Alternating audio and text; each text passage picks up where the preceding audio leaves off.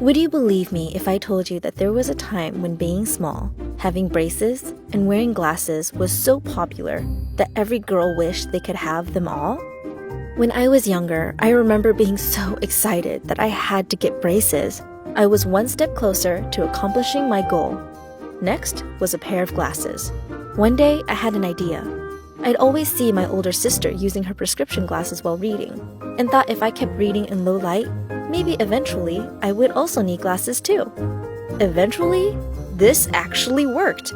I finally needed to wear glasses. As I continued to grow older, I noticed that my vision got worse. I became nearsighted and needed a prescription for a whopping $900. But what did I care? This was exactly what I wanted.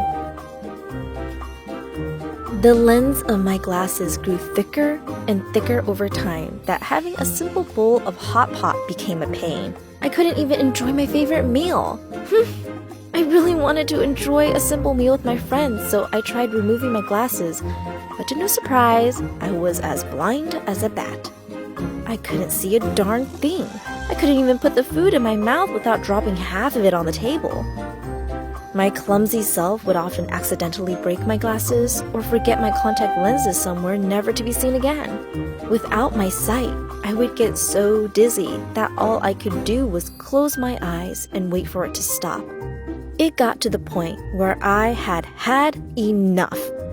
I needed to get my eyesight fixed because it was becoming too unbearable. There are two options you can get if you want to get your eyesight fixed. First, there is LASIK. This is a type of laser eye surgery that is used to improve your eyesight by reshaping your cornea. An eye surgeon will first create a precise thin corneal flap that will expose the corneal tissue. Then, the surgeon will use a highly specialized laser, excimer laser, that will reshape the cornea in a unique pattern for each patient. Second, PRK is another type of laser surgery. It was the first type of eye surgery to be invented and is still commonly practiced today. The most significant difference between the two surgeries is that PRK removes the outer layer of the cornea completely, and it also takes a little longer than LASIK to recover. But the outcome is just as good as LASIK and is the perfect option for people who have a thinner cornea. For me, I went with LASIK. Now, you're all probably wondering, well, how can I do it too? Well, look no further because I will take you through all the steps. The first thing you should do is go have your eyes checked by a professional. This is because they have to check your eyes and see if it's even possible to do LASIK or PRK. To qualify for LASIK surgery, you must have a certain amount of thickness in the cornea, and you also cannot have any signs of retinal disease. After you finish getting checked and it's all clear, the nurse will make an appointment for the operation.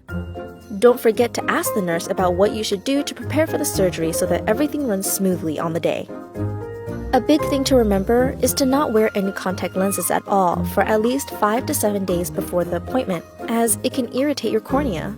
Also, make sure you wash your hair before you go to the appointment because after the surgery, you won't be able to wash your hair or face at all for at least 7 days.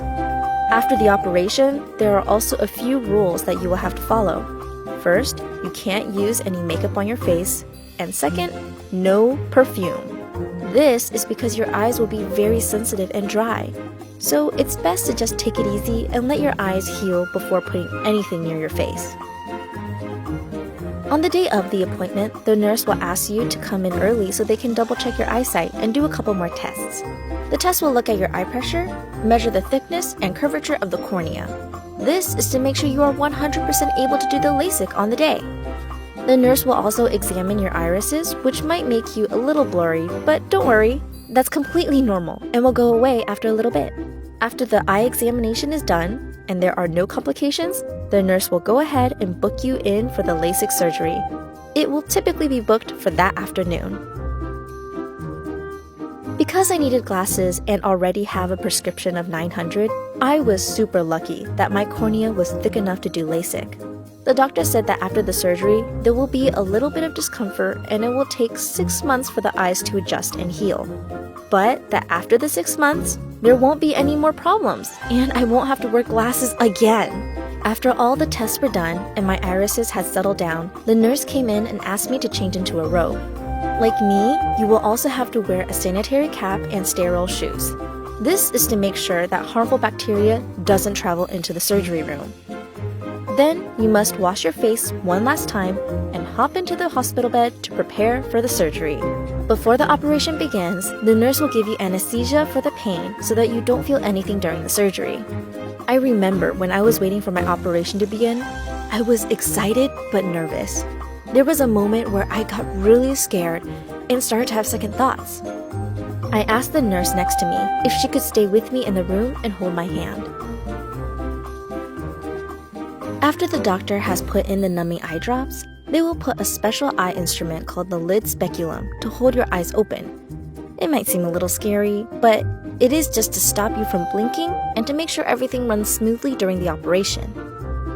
At the beginning of the surgery, I got a little afraid, but the doctor made me feel comfortable and said that if I felt any discomfort at all, I could hold his hand. As I was settling into the seat, the doctor asked me to focus on an image and to keep staring at it throughout the surgery. Once my eyes became accustomed to the light, the doctor asked, "Are you ready?" I said, "As much as I'll ever be." The doctor then went ahead and started using a laser. This was used to cut into the cornea and flattened it with a clear plastic plate. The laser separates the tissue underneath the cornea to create a flap. After it's finished, the laser and the plastic plate is removed from the eyes. Once the cornea is flat enough, the doctor will go ahead with the excimer laser. This can take a little bit of time depending on your eyesight, but for me, it took around 30 minutes because I had one eye that was nearsighted and the other that was farsighted. The most challenging part of my LASIK experience was during the operation. I found it really hard to focus and had to keep forcing myself to stare at the image. There would be times where I couldn't see anything at all. The doctor would have to tell me where to look, and I found it a little difficult because my eyes would drift away from the image without even realizing it. However, the doctor was very patient with me and would tell me gently where to look whenever my eyes would drift away. Both the nurse and the doctor took it very slow and made sure that I was comfortable. Every time they used the laser, they would make sure I was looking at the correct spots and do it little by little. After they were done with both eyes, I was taken into another room where they measured my eyesight, and this only took an extra 15 to 30 minutes. After my surgery was finished, the doctor covered my eyes with a special bandage that made me look like a bug. I had to stay there for the night and leave the bandage on until the morning. The next day, I took off the bandage and cleaned my eyes as the nurse instructed.